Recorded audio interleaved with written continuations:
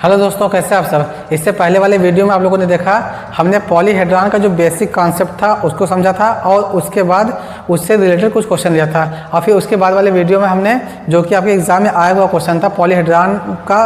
और देखिए पॉलीहेड्रॉन में खासकर प्रिज्म और पिरामिड से क्वेश्चन आते हैं जो कि लगभग हर बार एक क्वेश्चन जरूर पूछता है आपके एग्जाम में। उससे रिलेटेड जो इंपॉर्टेंट क्वेश्चन थे उसको हमने किया था और उसमें से मोस्टली क्वेश्चन आप लोगों ने देखा था कि आपके एग्जाम में आया हुआ क्वेश्चन था, ठीक। और इससे पहले भी हमने बहुत सारा वीडियो बनाया हुआ है जिसमें basic concept of geometry, basic concept of mensuration और उससे रिलेटेड क्वेश्चंस प्रैक्टिस सेट भी हमने कुछ कराया हुआ है। लगभग चार प्रैक्टिस सेट हमने कराया हुआ है और सभी को हमने अपने यूट्यूब चैनल के प्लेलिस्ट में अलग से बना करके अपलोड किया हुआ है, आप लोग वहाँ से देख सकते हैं, ठीक है। तो आज की इस वीडियो में हम प्रैक्टिस सेट 5 करेंगे जो कि आपके एग्जाम के पॉइंट ऑफ व्यू से जो क्वेश्चन कुछ आए हुए हैं या जो क्वेश्चन जिस टाइप क्वेश्चन आते हैं एग्जाम में उस टाइप को क्वेश्चन करेंगे, ठीक। तो चलिए स्टार्ट करते हैं।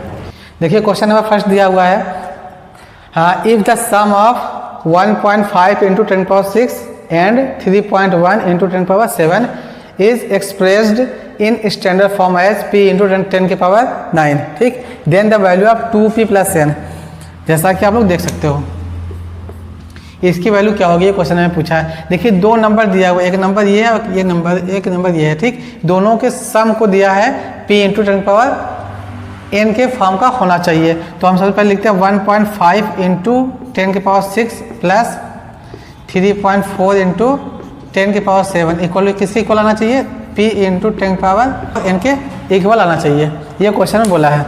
अब देखिए यहाँ पर इसके पावर में 7 है और इसके पावर में 6 है, तो हम क्या काम करेंगे, दोनों के पावर को बराबर कर लेंगे। 7 बना सकते हैं या 6 बना सकते हैं, तो हम क्या काम करते हैं 7 बनाते हैं, ठीक है। देखिए इसके पावर में 7 करने के लिए हम क्या काम करेंगे, 10 से डिवाइड करेंगे और 10 से मल्टीप्लाई कर सकते हैं। इसमें मल्टीप्लाई करने के बाद 10 के पावर 7 हो जाएगा और डिवाइड करने पर ये हो जाएगा 0.15 इंटू 10⁻⁷ प्लस और यहाँ पे क्या 3.4 into 10⁻⁷ equal to p into 10⁻n, ये तो है। अब दोनों में 10⁻⁷ मिल गया हमको और यहाँ पर पॉइंट के बाद नंबर मिल गया। अब दोनों को जोड़ कर देखते हैं हम कितना मिला हमको, 3.40 plus 0.15 into 10⁻⁷ equal to p into 10⁻n। दोनों को जोड़ेंगे तो ये 5 हो जाएगा, ये भी 5 हो जाएगा। 3.55 into 10⁻⁷ equal to p into 10⁻n, ठीक है। अब क्या काम करना है, हमको दोनों साइड में कंपेयर करके p और n की वैल्यू निकाल लेनी है। लिखेंगे ऑन कंपेयरिंग p की जगह पर मिल जाएगा हमको 3.55 हो जाएगा और n की जगह पर हो जाएगा 7, ठीक है। तो हमको क्या निकालना है, हमको निकालना 2p + n, तो लिखेंगे 2 इंटू 3.55 प्लस 7, n की जगह 7, तो मल्टीप्लाई करेंगे तो 5 × 10, 5 × 10 से 11, तो 6 7 प्लस कितना हो जाएगा, यहाँ पर 7 हो जाएगा। इसको जोड़ेंगे तो 14.1 आ जाएगा, 10। ये आपका ऑप्शन नंबर कौन सा सही है, ऑप्शन नंबर ये डी वाला सही है। तो ये आपका क्वेश्चन नंबर पहला हो गया, ठीक। देखिए इस टाइप का क्वेश्चन एग्जाम में पूछा जाता है। अब हम क्वेश्चन नंबर सेकंड लेते हैं। देखिए क्वेश्चन नंबर सेकंड में दिया है कि in triangle ABC AB equal to BC points D and E are on the sides AC such that AD equal to EC, तो which of the following is correct. इसमें कौन सा दिया, तो इसमें देखिए बोला है कि कोई एक आपका ट्रायंगल दिया हुआ है, तो सबसे पहले हम एक ट्रायंगल बना लेते हैं। उस ट्रायंगल बनाने के बाद फिर जो कुछ भी होगा एक्टिविटी उसको करेंगे हम। देखिए इसमें आपका एक ट्रायंगल है, क्या दिया है इसमें AB इक्वल टू BC। अगर हमने इसको B मान लिया, इसको A मान लिया, इसको C मान लिया, तो देखिए क्या है, AB है, ये वाला साइड किसके इक्वल है, BC इक्वल है, ये दोनों साइड इक्वल दिया हुआ पहला केस। अब हमको पता है कि किसी भी ट्रायंगल में अगर दो साइड इक्वल होता है तो उसके एडजेसेंट जो एंगल होते हैं वो भी इक्वल होते हैं, या हम कह सकते हैं जो उससे सटा हुआ एंगल होता है वो भी इक्वल होता है। तो इसलिए एंगल A इक्वल हो जाएगा एंगल C के। एक ये केस हो गया क्वेश्चन के अकॉर्डिंग। अब फिर आगे बढ़ते हैं। देखिए बोला है कि D and E are on the side AC पर 2 पॉइंट है, एक आपका D है और दूसरा E है, 2 पॉइंट दिया हुआ है। ये कैसा दिया है, such that AD equal to EC, AD equal to EC, ये दोनों इक्वल है। अब अगर इन दोनों को हम मिला देते हैं यहाँ पर, ये इसमें देखिए ये वाला जो साइड है इसके इक्वल दिया हुआ है, AD इक्वल किसके है, ई सी के।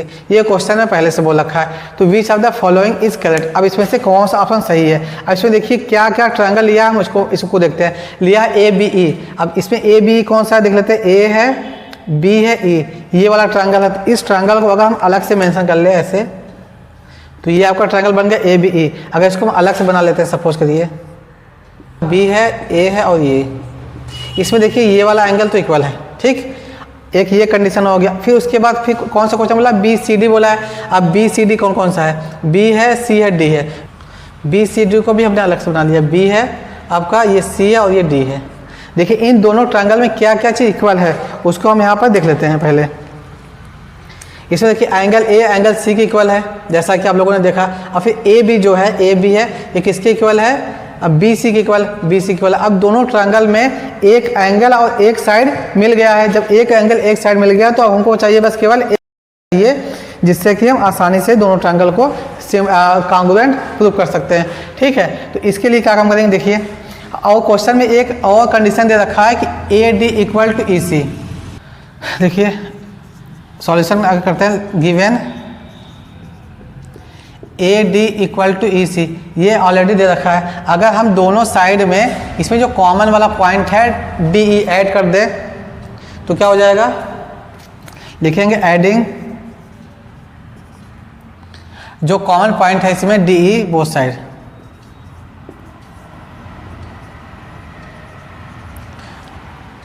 Both sides of one. पहले के वो दोनों साइड में हमने ऐड कर दी। A D plus D E equal to E C plus D E. देखिए अब A D plus D E, ये क्या हो जाएगा, ए ई हो जाएगा पूरा इक्वल टू। अब फिर इधर क्या है, ई सी प्लस डी ई, तो यहाँ क्या हो जाएगा, सी डी हो जाएगा, ये इक्वल हो गया। अब देखिए इन दोनों ट्रायंगल में जो हमने दोनों ट्रायंगल लिया हुआ था, एक साइड एक एंगल ऑलरेडी इक्वल दिया हुआ था। अब हमने यहाँ पर प्रूव कर दिया, हमने यहाँ पर प्रूव कर दिया ए ई किसके इक्वल, सी डी के इक्वल, ठीक है। अब देखिए देखना क्या, करस्पॉन्डिंग का जो कॉन्सेप्ट है यहाँ पर यूज होगा। करस्पॉन्डिंग जो है मेन कॉन्सेप्ट आपका होता है। देखिए करस्पॉन्डिंग का लिखा है कि ए, क्वेश्चन देखिए हर जगह लिखा है ए बी ई दिया, ए बी दिया, तो ए लेंगे, बी लेंगे और ई लेंगे। अगर ए वाले एंगल को हमने 1 मान लिया, इसको 2 मान लिया, इसको 3 मान लिया, तो बिल्कुल ऐसे ही हमको इसमें भी लेना होगा। जो एंगल ए हो जाएगा 1 और जो एंगल तो कॉमन है यहाँ पर, और जो ये आपका 3 एंगल हो गया, तो हम लिखेंगे ट्रायंगल ए बी ई, ये कॉन्ग्रुएंट किसके होगा, करस्पॉन्डिंग की बात करते हैं। तो सबसे पहले हमने ई लिया है, ये किसके इक्वल है, सी के इक्वल है, ट्रायंगल सी, ठीक है। बी लिया जो कि क्या है, दूसरे नंबर पर यहाँ पर बी है।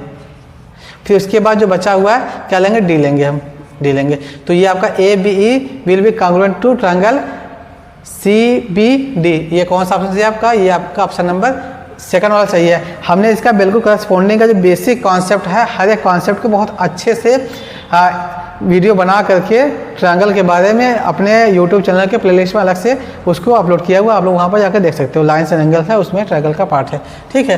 तो उम्मीद करते हैं आपको ये क्वेश्चन नंबर सेकंड भी अच्छे समझ आ गया होगा। अब हम क्वेश्चन नंबर थर्ड लेते हैं।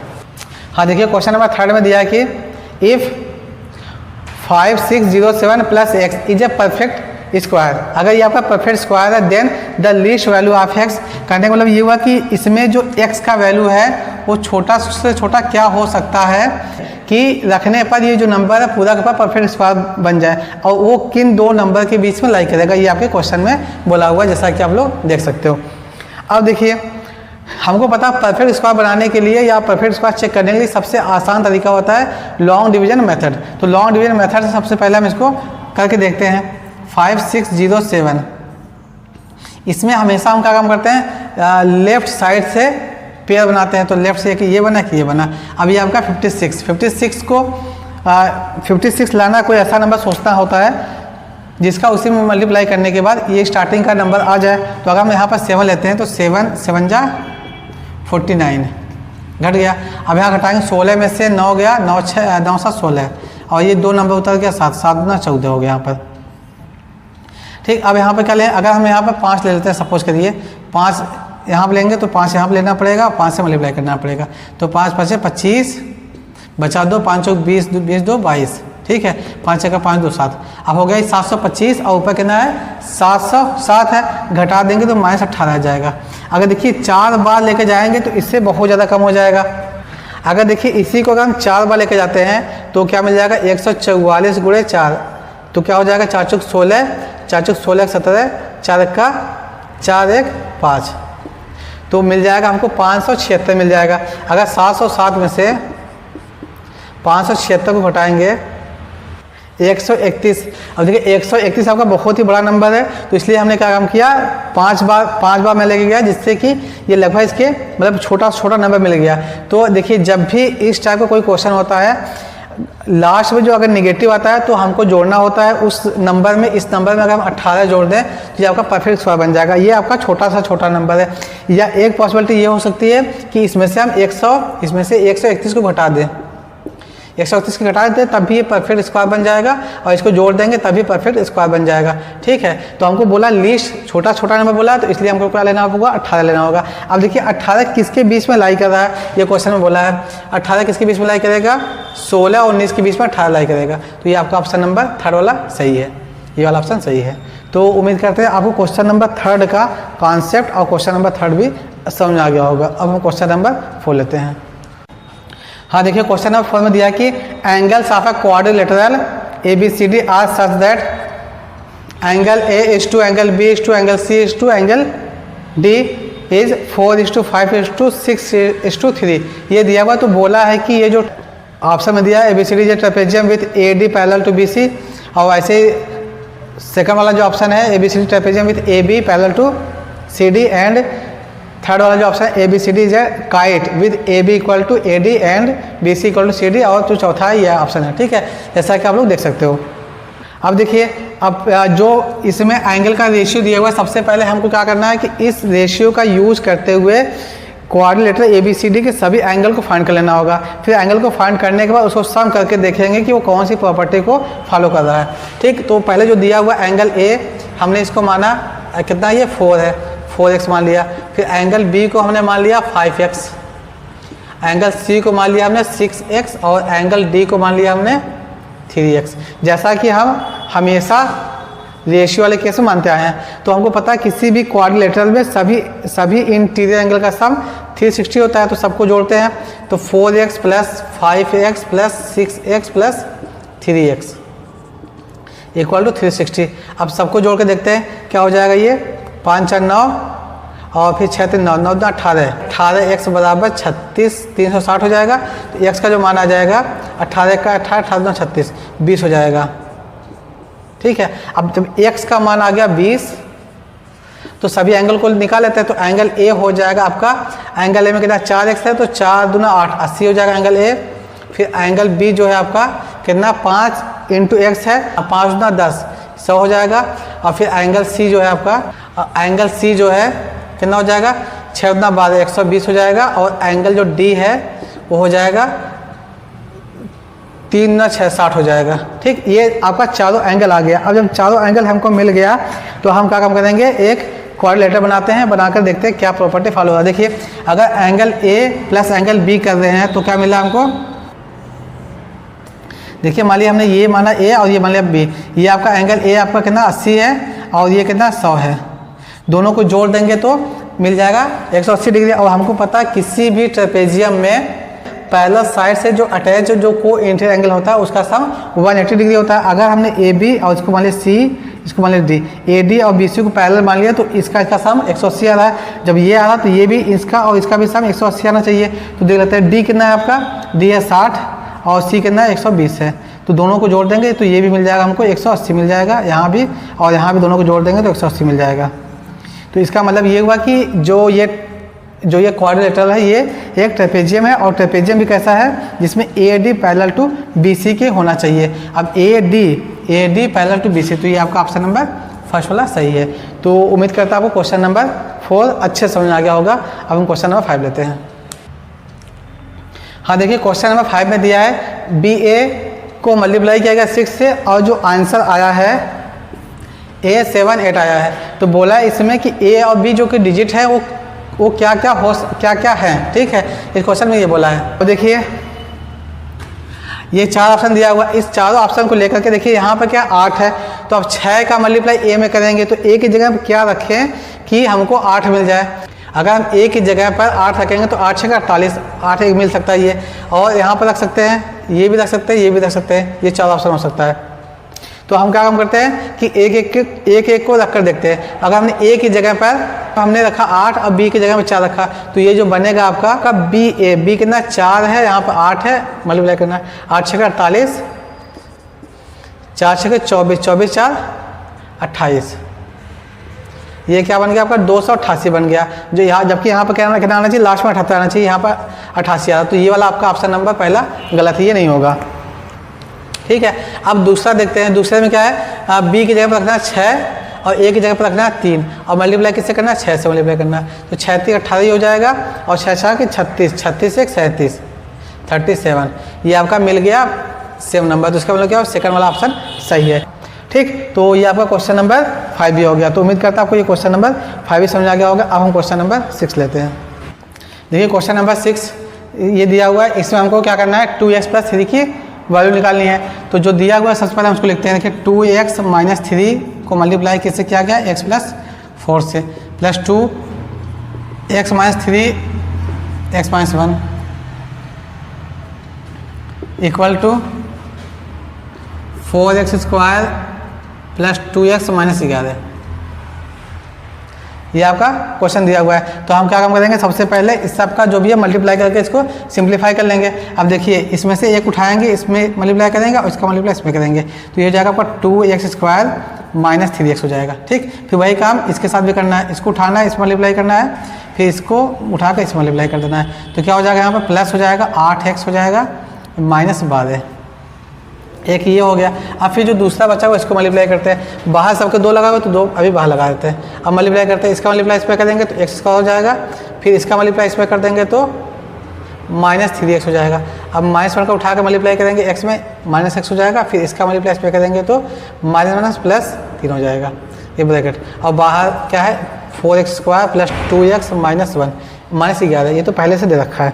ठीक, अब यहाँ पर क्या है, 2x² - 3x + 8x हो जाएगा, प्लस 5x -12 प्लस। अब 2 का मल्टीप्लाई अंदर कर देते हैं तो क्या हो जाएगा, 2x² हो जाएगा। देखिए माइनस ये क्या, -1 -3 -4 हो जाएगा, -4 × 2 -8x हो जाएगा। ठीक है, अब 2 से मल्टीप्लाई कर देंगे 6 हो जाएगा ये, और यहाँ पर 4x² + 2x - 11, यहाँ तक हो गया। अब देखिए ये आपका 2x² है, यहाँ पर 2x², ये आपका हो जाएगा 4x², फिर इसके बाद यहाँ पर क्या -8x और प्लस 5x, क्या हो जाएगा -3x हो जाएगा, और यहाँ पर -12 + 6 -6 बराबर 4x² + 2x - 11। अब देखिए ये 4x² और ये 4x² कैंसिल हो जाएगा। अब इसको उधर लेके जाते हैं तो -3x है, -2x हो जाएगा, इक्वल टू -11 प्लस, तो ये हो जाएगा -5x बराबर हो जाएगा -5। तो x का जो वैल्यू आ जाएगा, कट करके x का जो वैल्यू आ जाएगा x = 1 आ जाएगा। ठीक है, जब x का वैल्यू आ गया तो यहाँ पर आप रख देंगे इसकी वैल्यू, तो हमको मिल जाएगा 2 × 1 + 3, ये हो जाएगा 2 + 3 = 5। ये आपका ऑप्शन नंबर 3 वाला सही है। तो ये आपका क्वेश्चन नंबर 6 भी हो गया। तो उम्मीद करता है आपको ये बहुत अच्छे से समझ आ गया होगा। आप क्वेश्चन नंबर 7 लेते हैं। हाँ देखिए क्वेश्चन नंबर 7 में दिया है कि a shopkeeper sold toffee at the rate of 10 toffees for ₹6। 6 रुपये में 10 टॉफ़ी वो बेच रहा है। इतना बेचने के बाद उसको 20% का फ़ायदा हुआ है, एंड गेंड 20% फ़ायदा हुआ। ठीक, how many toffees would he have got for 4। 4 रुपये में उसने कितना टॉफ़ी पाया था, ये क्वेश्चन में पूछा हुआ है। तो देखिए इसमें क्या क्या दिया हो, सबसे पहले हम उसको समझते हैं। देखिए 6 रुपये में वो 10 टॉफ़ी को बेचा है, इतना बेचने के बाद उसको 20% का फ़ायदा हो रहा है। हमको निकालना है कि इसने एक टॉफ़ी को कितने में ख़रीदा था। सबसे पहले हमको निकालना है सीपी। तो सीपी के लिए एक फार्मूला होता है कॉस्ट प्राइस, सीपी के लिए एसपी इंटू 100/100 प्लस प्रॉफिट जो मिल रहा है ये। अब देखिए इस क्वेश्चन में जो आपका एसपी दिया है, SP मतलब सेलिंग प्राइस कितने में बेच रहा है, 6 रुपये में बेच रहा है वो, ठीक है। अब प्रॉफिट कितना मिल रहा है उसको, प्रॉफिट कितना पा रहा है वो, 20% पा रहा है। अब इन दोनों को रख करके हमको यहाँ से कॉस्ट प्राइस निकाल लेना है कि एक टॉफ़ी का कॉस्ट प्राइस या टोटल टॉफ़ी का कॉस्ट प्राइस मतलब कितने में खरीदा था वो 10 टॉफ़ी, हमको ये निकालना है सबसे पहले, ठीक। तो यहाँ पर हो जाएगा CP equal to 6 × 100 upon 100 plus कितना 20, तो ये हो जाएगा 600 बटे 120। इसको काटेंगे 0 0 कट जाएगा, 6 का 6, 12 का 12, 12 5 60 ₹5। ये CP करने का मतलब ये हुआ कि 10 टॉफ़ी को 5 रुपये में ख़रीदा था। जब 10 टॉफ़ी को 5 रुपये में ख़रीदा था तो इसका मतलब क्या हुआ, एक टॉफ़ी का जो कॉस्ट पड़ा कितना पड़ा, 50 पैसे पड़ा, ठीक। अब निकालेंगे number of toffees for rupees 5 रुपये में कितना टॉफ़ी मिला हमको, 10 टॉफ़ी मिला। तो 1 रुपये में कितना टॉफ़ी मिलेगा, तो नंबर ऑफ टॉफ़ीज़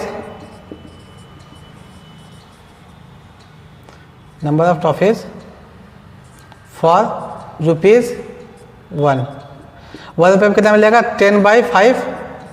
इसको काट देंगे तो मिल जाएगा ₹2। इसका मतलब क्या हुआ, 1 रुपये में 2 टॉफ़ी मिल रहा है। तो क्वेश्चन में बोला कि 4 रुपये में कितना टॉफ़ी मिलेगा, जाहिर सी बात है 4 रुपये के लिए कितना हो जाएगा, 4 × 2 = 8, तो ये 4 × 8, ठीक है। तो ये आपका ऑप्शन नंबर 3 वाला सही हो जाएगा। तो कहने का मतलब कि 4 रुपये में वो 8 टॉफ़ी को खरीदेगा। तो उम्मीद करता हूँ आपको क्वेश्चन नंबर 7 भी समझ आ गया होगा। अब क्वेश्चन नंबर 8 लेते हैं। हाँ देखिए, क्वेश्चन नंबर 8 में दिया है कि the sum of the numbers of faces, edges and vertices of a right prism having each of bases of a polygon of 8 sides is. कोई एक ऐसा प्रिज्म है जिसका बेस 8 साइड का कोई पॉलीगन है, ठीक है। तो उसमें बोला है कि इसके नंबर ऑफ फेसेस और नंबर ऑफ एजेस और नंबर ऑफ वर्टिसेस का सम क्या होगा, ठीक।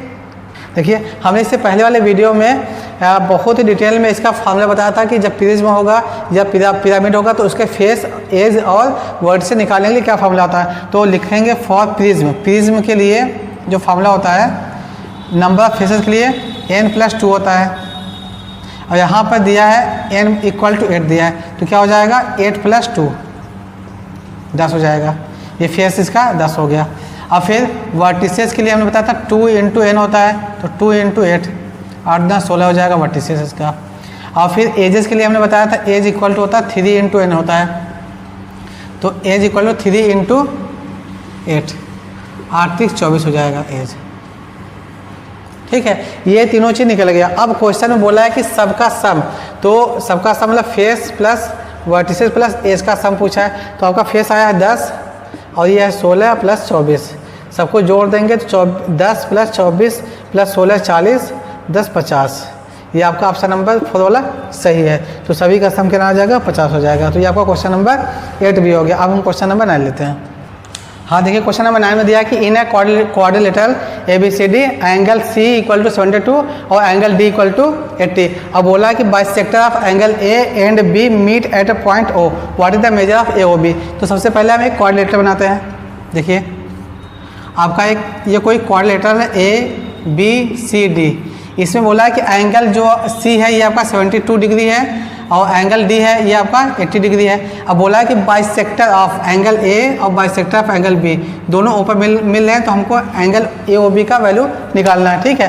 तो इसका एक शॉर्टकट तरीका होता है, इसका एक शॉर्टकट मेथड होता है या फार्मूला होता है कि जब भी किसी भी क्वाड्रिलेटरल में 2 एंगल का बाइसेक्टर कहीं पे मिले, खासकर इंटीरियर के केस में मिले, और जो 2 एंगल बाइसेक्टर नहीं है, ठीक, वो दिया है, तो उसके लिए हम निकालते हैं क्या, एंगल AOB = 1/2 दोनों एंगल का सम, एंगल C + एंगल D, ठीक। तो 1/2 हो जाएगा यहाँ पर। एंगल C आपका 72 + 80, 1/2 72 + 80 कितना हो जाएगा, 2 हो जाएगा, 8 7 15। अब इसको डिवाइड करेंगे तो मिल जाएगा हमको 7 6 76 मिल जाएगा। तो एंगल आपका AOB आ जाएगा 76, ठीक। तो ये आपका ऑप्शन नंबर 3 वाला सही है, ठीक। तो आपका ये क्वेश्चन नंबर 9 भी होगा। ये शॉर्टकट तरीका होगा। लॉन्ग में निकालेंगे हम तो सभी का सम 180 होता है, 360 होता है, वहाँ से भी निकालेंगे तो लॉन्ग प्रोसेस होगा, तब भी आंसर आपका सेम ही आएगा। तो अब हम क्वेश्चन नंबर 10 लेते हैं।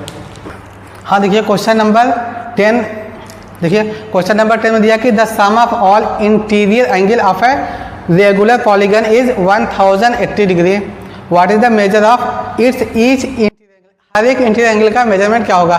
तो सबसे पहले हम निकालेंगे कि इस पॉलीगन में टोटल नंबर ऑफ साइड कितने हैं। तो हमको पता है कि किसी भी पॉलीगन के सभी इंटीरियर एंगल का सम क्या होता है, sum of all interior angles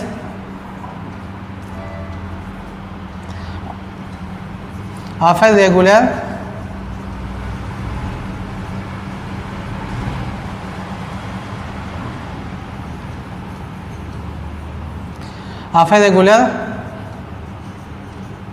polygon equal to होता है n-2 इंटू 180 डिग्री होता है। ठीक है, इंटीरियर एंगल सम। अगर n की जगह 3 रखा जाए तो 3 में से 2 घटेगा, 1 बचेगा और ये क्या हो जाएगा, ट्रायंगल हो जाएगा। 2 रखेंगे तो 4 में से 2 4 रखेंगे n की जगह पर, 4 में से 2 गया, 2 बचा, 80 दूना 360 हो जाएगा, एक आपका क्वाड्रिलेटरल के इंटीरियर एंगल का सम हो जाएगा। ठीक है, तो ये पहले से दे रखा है कि 1080 दे रखा है और ये क्या है n-2 इंटू 180। ठीक, अब यहाँ से 0 0 कट जाएगा तो n-2 इक्वल टू हो जाएगा 108/18। इसको डिवाइड करेंगे तो 6 बार में जाएगा, 18 6 108 हो जाएगा, n-2 बराबर 6। तो यहाँ से n की वैल्यू निकल जाएगी, n इक्वल टू हो जाएगा 6 + 2 बराबर 8 हो जाएगा। करने का मतलब क्या हुआ कि ये जो पॉलीगन है इसमें 8 साइड है। जब भी जितना नंबर ऑफ साइड होता है इसके लिए देखिए, ये यहाँ पर जो है आपका ये एक्सटीरियर एंगल है, सॉरी एक्सटीरियर एंगल बोला है। ठीक है, तो हमको पता है कि ईच एक्सटीरियर एंगल का फॉर्मूला होता है